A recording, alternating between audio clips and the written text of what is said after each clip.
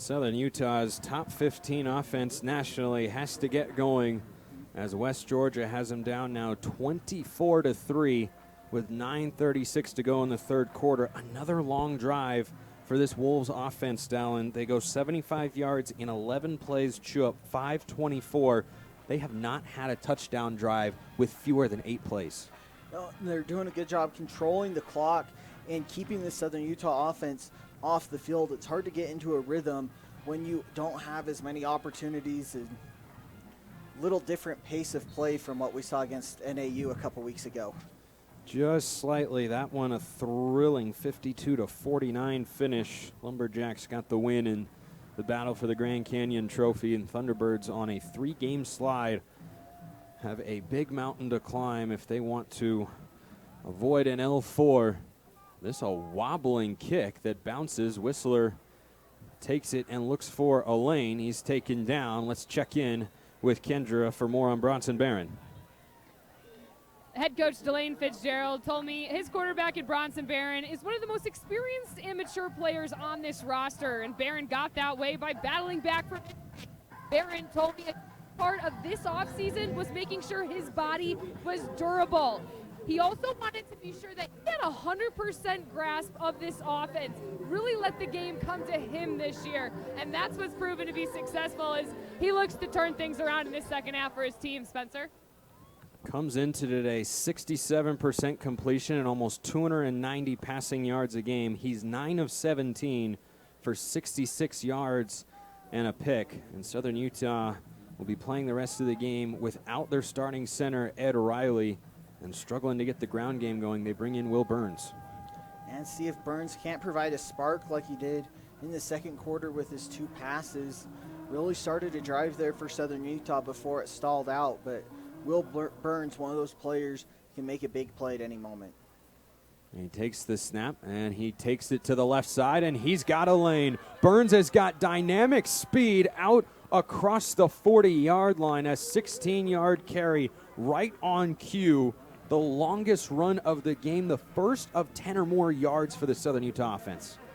And that's the spark Southern Utah needed. Is you see the entire West Georgia defense follow Josh Dye on the fake handoff. Burns reads it perfectly, gets the 16-yard rush. They keep him out there. Dye, the running back. Carr and Bales, the wide receivers. He tosses it to Dye on the perimeter, cuts it back in his submarine back to the line of scrimmage. A couple of Wolves on the prowl over there to make the play. 2nd and 10. Bronson Barron back to the field.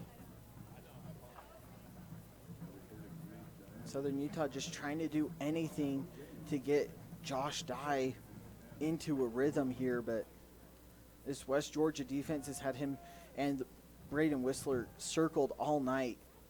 Neither of them with anything consistent on the ground. They come into tonight with a top 10 run defense nationally, allowing fewer than 90 yards per game on the ground. Southern Utah has amassed just 16.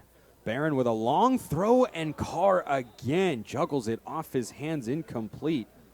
Couple of good throws from Barron to Carr, and he has just not been able to bring him down.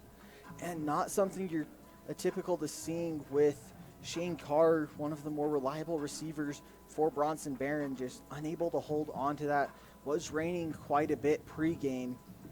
Makes the surface and the ball a little more slippery, but definitely one Shane Carr wants back. 3rd down and 10. Southern Utah 1 of 8 on 3rd down here tonight. This crowd looking for a spark. Barron to throw. Has time. Deep shot. Carr is there. This one he brings down. A rainbow into a pot of gold for Bronson Barron, and Shane Carr delivers. That was a great throw and route from Carr. Hesitated at the sticks like he was going to turn on a comeback and then put on the burners for the big play for the Thunderbirds. He beats the senior Jalen Burton.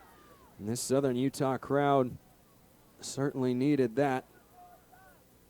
Thunderbirds hurry to the line, then take their time. How about the trust that Bronson Barron puts in his junior wideout Shane Carr? Go right back to him after the drop. Barron pulls it out, slips it in the flat. Pass is caught by George. Tight roping act for a good gain on first down.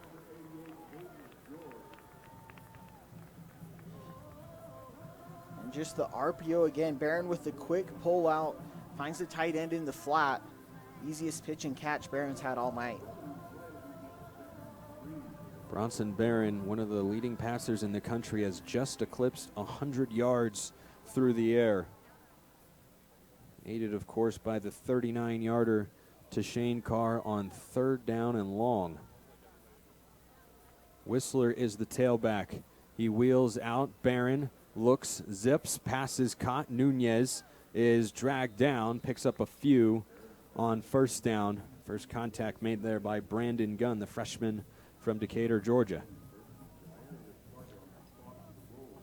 They do move the sticks there, 2nd down.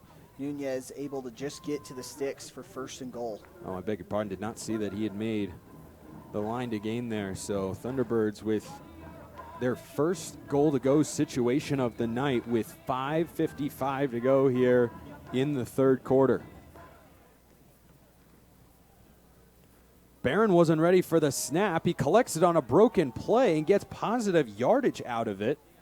Cahigal made the stop, and somehow the Red Sea on the O-line parted, and Bronson Barron got positive yardage. Could have been a disaster.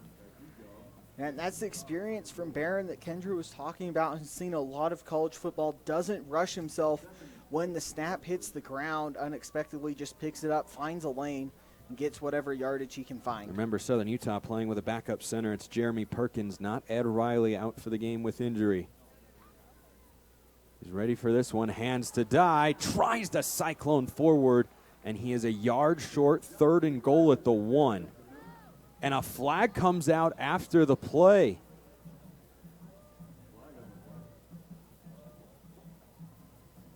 A West Georgia defender's helmet. That's Courtney Kelly. He lost it during the play. Not sure who this flag is going on. Number 11 for West Georgia's helmet came off as a play. He must sit for 1 play.